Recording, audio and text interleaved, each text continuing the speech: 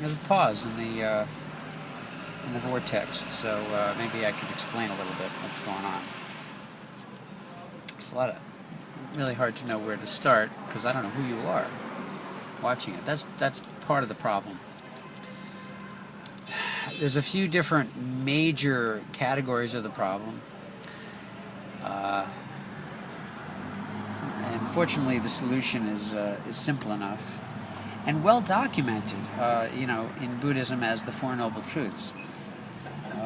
There's nothing I have to say that's going to be any different than basically what Buddhism is trying to say. But when you say what Buddhism is trying to say, what you're really saying is what a whole bunch of people who,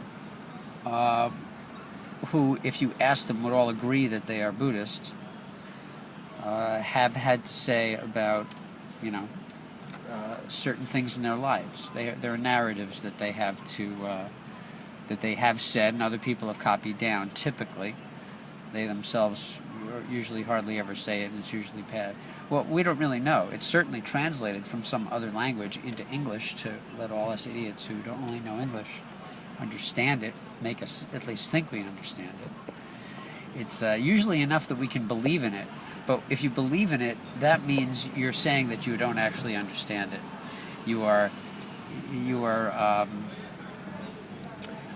bowing before a higher authority and basically declaring that whoever said this is really pretty cool, and I wish I understood it.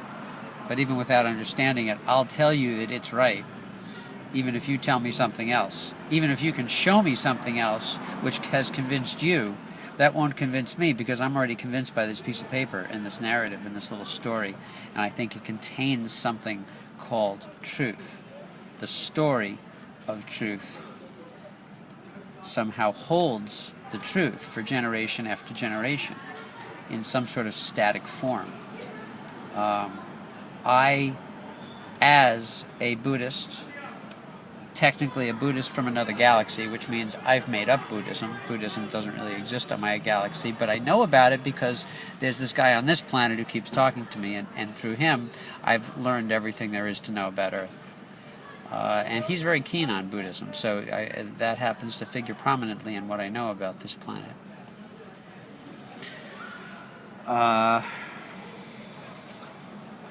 But all of that aside, whatever I have to say right now really isn't Buddhism.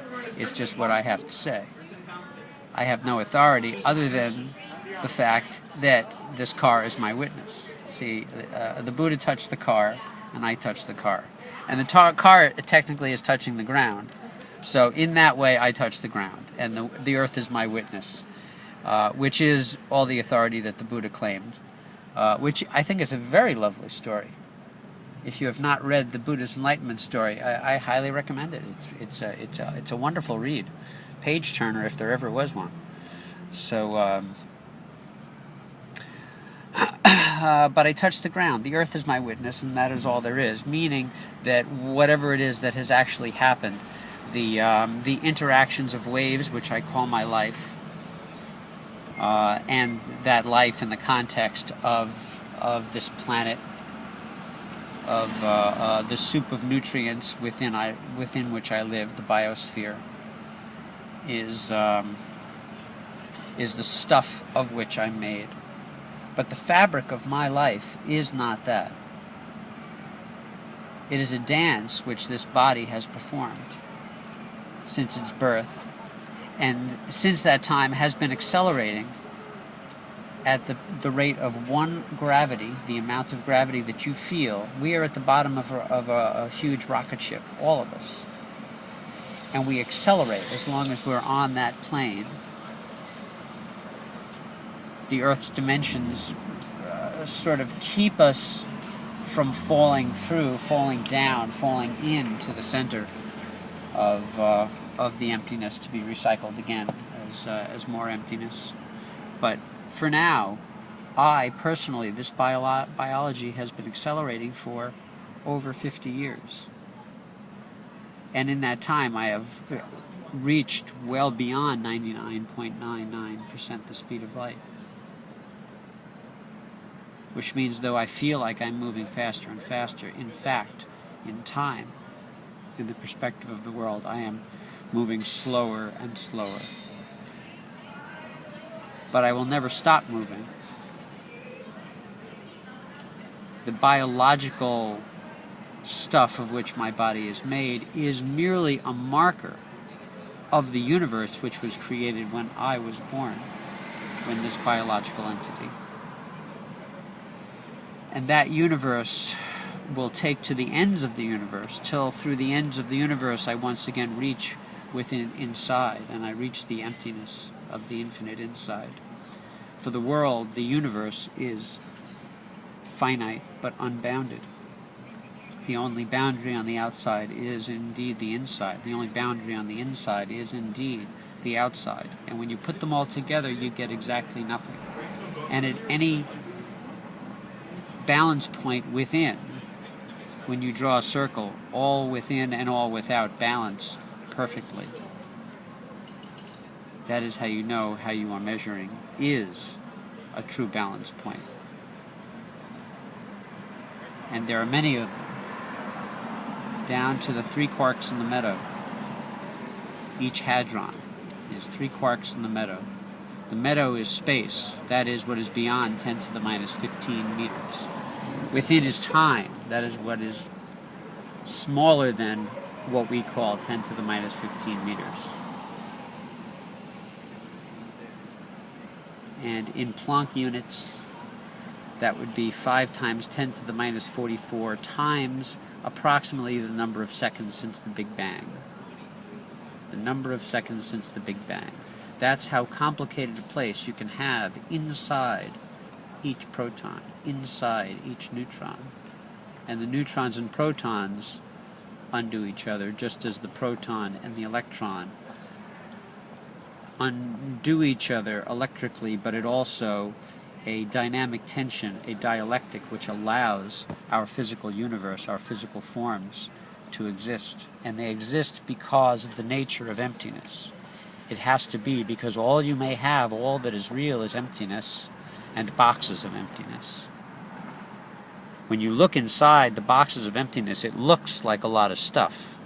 But all that stuff is contingent, it is relative, interesting, but not relevant to the fact that what is real, all that is real, is emptiness. Emptiness is of a twofold nature. Do not think that just a noun, emptiness, a place that had stuff but it's been removed, had air has been removed, had walls been removed, anything beyond the walls had been removed. That's still a noun, and that's not really all that emptiness is. It is that, but more importantly, it is a verb. The verb emptiness is what took out the things, what took out the air, what took out the wall, what makes anything which is indeed pure emptiness again. Specific operations. And it is those operations, the verb form of emptiness, which come down to how it is possible that time can exist, because you must have an emptiness to move into for there to be a new moment. Emptiness is boiling into stuff. And of course, when we see the boil, that is the liquid cooling off. When we see a flame, that is the reaction, losing heat, losing light into the meadow, into this shared thing we call space. But you must understand that inside the nucleus, that is all there is time. 3 dimensions of time, 3 quarks in the meadow, before, during, and after. Wherever you are, it always looks that you're seeing the others. What you do is canceled out, but it takes 3 phases. And you're always in one looking at the others, before, during, and after. The specifics of the canceling out in time is what causes the ripple.